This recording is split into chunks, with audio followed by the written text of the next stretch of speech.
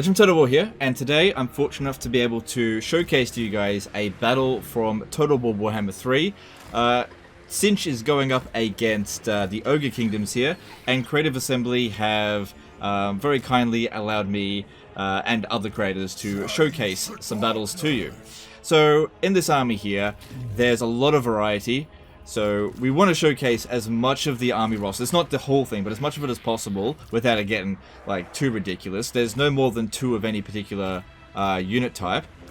So going through them, we've got Kairos Fate Weaver there, the legendary lord for Tzeentch. We've got a Fire Wizard. We've got the Iridescent Horror. We've got a Soul Grinder of Tzeentch. 2 units of Chaos Knights of Tzeentch. 2 units of Exalted Pink Horrors, an Exalted Flamer, a Chaos Spawn, 2 units of Forsaken, 2 units of regular Flamers, 2 units of regular Pink Horrors, 2 Screamers of Tzeentch, and 2 units of Blue Horrors there. The battle's only going to be on normal battle difficulty, so we don't need to use amazing tactics here in order to win. From the initial look of the Ogre Kingdoms, they don't seem to be a super powerful faction on the battlefield. A lot of their monstrous infantry are just really big targets. Now, one thing to really note about this battle here is the army abilities for Tzeentch. As you use up Winds of Magic, it fills up the bar on the side there. Now, having already seen those abilities, and we'll see them throughout this battle as well, the third one is by far the most powerful. So I really like the Iridescent Horror of Tzeentch because it's got a lot of utility. It's quite fast, it's a flying unit, so ground units aren't going to be able to touch it. It's a spellcaster and a missile unit, so a lot of utility there. Now, thing to note here, you can see the Screamer of Horror down, Screamer of Tzeentch down there. The Protoss spell. Oh, we'll come back to that in a second. So we just did some spell casting there. Breath Attack did a bit of damage, and then we've got the Flames of Tzeentch coming down. Not exactly the best cast there, pretty much just a miss, but yeah, it's okay. But yeah, going back to the Protoss shields. The way that it works is that it's not each individual soldier has a shield, but the unit itself has a shield. So before any damage can be done to any of the units, you have to get rid of the entirety of the force field, and it regens very quickly, but they have to be out of combat in order for it to regen. You can see that the Screamer of Tzeentch completely restored its force field there. Now, they seem to be really bad against monsters. The Screamers of Tzeentch, I imagine that they can only really best be used against like artillery units in the back. Definitely not using up against a single entity monster. So we can see the Horrors and Flamers do some serious damage there. They don't have the highest amount of range, so I can't imagine they're going to be able to compete with the Skaven in terms of range superiority. But if they're going up against melee-focused faction, then the amount of damage, just the sheer damage being done by these units, they just absolutely delete monstrous infantry, single entities, everything. They're not particularly accurate, but that doesn't matter. Doesn't seem to be doing a ton of friendly fire either, because our units, they're just holding their own just fine. We've got the Blue Horrors of Tzeentch there, and they're not really valuable, so it's not going to matter much if we do a bit of friendly fire. Penumbral Pendulum on a monstrous infantry or monstrous missile unit there is going to do next to nothing because it's best used against an infantry unit. So we got a like a bombardment spell coming down on that giant. It's not going to do very much at all because it's just not that good. But also the giant did kind of move out of the way. The first one was just a bit of a buff.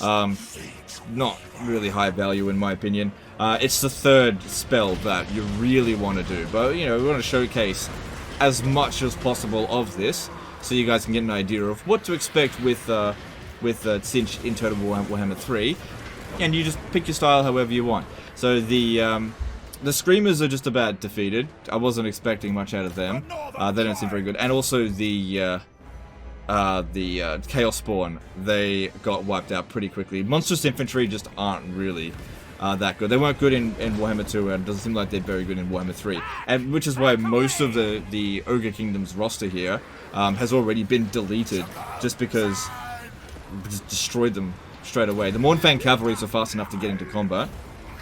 So yeah, the Breath Attack there does a bit of damage, best used against like cheap large numbers of infantry, not against single entities or monsters.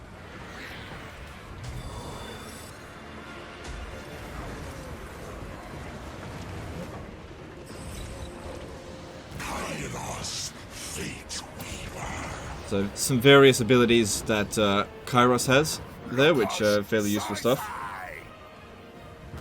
And if he's got Greater Arcane Conduit as well, which if you have a look at his unit card in the top right of it, you can see, well, when there is back on him, that's where the Greater Arcane Conduit shows up. Because you want that extra Winds of Magic coming in as fast as possible, especially with Tzeentch. It seems like for the Ogre Kingdoms, the Giants are just the same as every other Giant, which is to say that they're going to be super vulnerable to missile units and just not going to be very good. I'm not actually super concerned about the Ogre Kingdoms being a threat on the battlefield. They just don't seem to have a very strong roster at this stage here, but of course I do need to see a little bit more. So the Fire Wizard, they just got the regular Law of Fire. We've seen all that stuff before in Warhammer 1 and 2.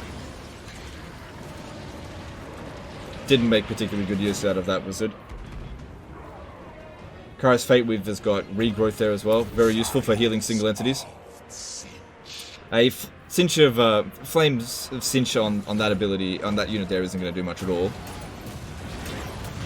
Because that's best used against infantry.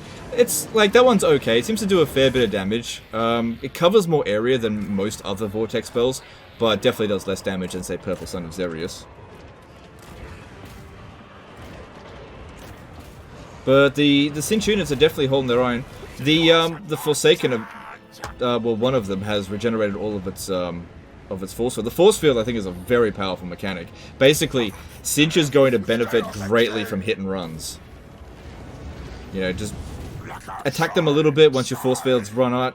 Then you just run away, wait for it to regen, and come back at them. I imagine they're going to be the most frustrating faction to go up against if the AI behaves anywhere near as well as what they should with this stuff. Basically, you're going to want to pin them down and just shoot the crap out of them with, like, Skaven or whatever. Okay, so here we're going to showcase this powerful spell here, which, even though the battle's over, I still want to showcase it. And just see how goddamn powerful it is. It's basically like Searing Doom times 100. Doesn't cost any Winds of Magic, you just have to spend Winds of Magic to get it. So my recommendation is don't even use the other ones, just get straight to this one. Really, really powerful spell. And that's the end of that video. Did you think I was playing the battle? Under no point did I say I was playing the battle. I'm in a bit of a trolley move there, so I was just gonna let you guys assume whether or not I was actually playing it. Of course, if you watched any of the other YouTubers first, you would have known that we've been given a bunch of videos to watch over. We don't actually have early access to Warhammer 3 at this point. So I was not playing that battle there. This wasn't like with the other battle where it was a video that we're sort of reacting to, but it was actually my gameplay from ages ago. This was a Creative Assembly developer that played it, did a whole bunch of videos, and we're reacting to it. So with these videos here, it's really important to note, I'm just going to turn the volume down on the video just a little bit, as we just go over some of the stuff. That this was not supposed to be like a show-off gameplay where we're like, look how good we are at this, which is why they wanted to make sure that as many units of the roster could feasibly put in. You don't want to put one unit of every type in the roster in your army, because that will make it perform. It'll just be brain farting the entire time. But having watched how they perform, I can get a sort of idea of which units that I would like to use and which ones I probably won't like to use. So, going over them, Kairos seems good. The Fire Wizard there didn't seem to be particularly useful. Fire Magic is really good, but this guy being on foot is a bit of a problem, whereas this one here, because it's flying around, that's super useful. And the Law of Tzeentch seems fine. You just gotta cast your spells a bit better. Soul Grinder seems okay. It's got a missile attack. Jury's still out on that one. I need some more time to really judge them. I actually really like the I can't actually hover over them because I don't have gameplay here. I mean, I do have gameplay, I don't have the game to look over. But the Doom Knights of Tzeentch, I like them because they're not like the regular knights. because they're on flying units. They're essentially like Pegasus Knights, and they're quite fast as well. Now, another thing I noticed in that battle, and you might have heard it, is that when they were clicked, they said Chaos Undivided.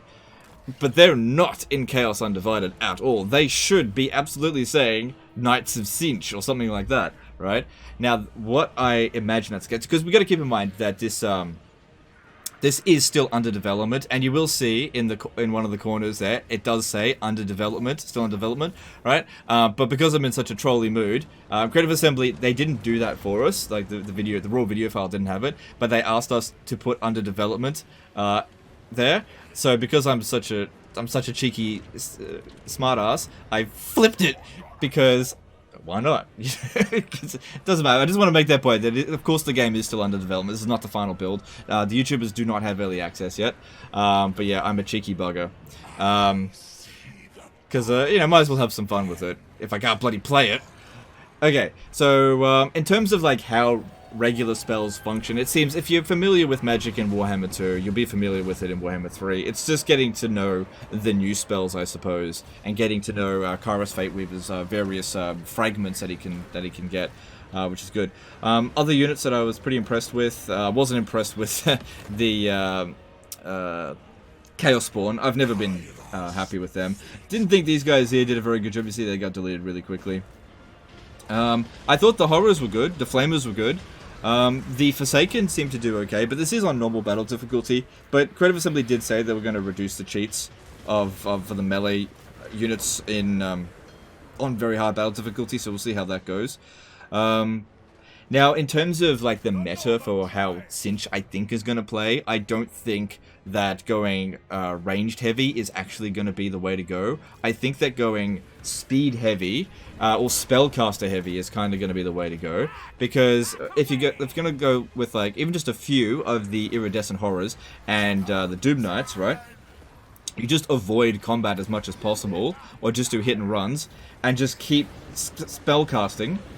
Just avoid them as much as you can, and just keep popping down this massive spell there, and just get the army losses. And then if you don't get the army losses after using all your magic, well then the Doom Knights, they're decent fighters, so they'll go in and just mop things up. But yeah, speedy flying faction, and I think the great thing about them as well is that you can do these hit and runs and just have them heal. And I don't think there's any limit to how much, how often the unit can regenerate their force field. And another thing is that I don't think the force field is affected by how many units in the unit have actually died. So if you've still got one troop left, it'll still get its full force field regen, which is kind of actually very powerful, especially in really difficult fights. So I can see a lot of utility with Tzeentch. As for the missile units, I imagine in the early game that's probably what you want to go for. Lots of horrors. The horrors do seem very good. Yeah, just a mix of horrors and single entities to goof the enemy around and try to get as many of these abilities off as possible. But yeah, Tzeentch's roster seems good. Now we can also see as well some of how the Ogres perform, which wasn't very good. From the Tzeentch side, it wasn't exactly tactical brilliance, nor was it trying to be. Trying to showcase as much as possible, but the AI didn't do a very good job at all. There was still a lot of units left over at the end of the battle, and I think the Ogres are really going to struggle with most of their best units being like monstrous infantry. Monstrous infantry that aren't super quick, like Minotaurs, are just not really that good in Total War Warhammer 1, 2, and probably 3, and their regular infantry, Noblars, are rubbish. So maybe their best units are going to have to rely very heavily on like these big monster spams, because this unit here survived the battle. The only reason it routed was because of the army losses, and it took out a full unit of Screamers of Tzeentch and barely took any damage at all. And using gut magic, I believe you can actually heal them as well. So single entity spam for Ogres definitely seems like it's going to be the way. And they've also got these lead belchers over here, which in another battle we can sort of showcase that a bit more. But yeah, overall, I'm very grateful for Creative Assembly to for giving me the ability to showcase you this gameplay, because the early access build is not yet available. Obviously, I would way prefer to play it because I'd be able to gather way more information. But it's just not at that point yet. I imagine it'll be fairly soon, because we're only 4 months away to release. But yeah, I hope you guys enjoyed the battle video. We'll be covering some sieges, minor siege and like a walled siege over the next couple of days. So look forward to that. I'll be covering different factions as well. But of course, in those videos, I will not be actually playing the game. It's all just video footage. I wanted to have a little bit of fun with it, so don't get too upset with me for lying by omission at the start, I suppose. Anyway, that's the end of this one here. Post a comment if you thought I was playing the battle at the start, and also post a comment at which point you realized I wasn't playing it.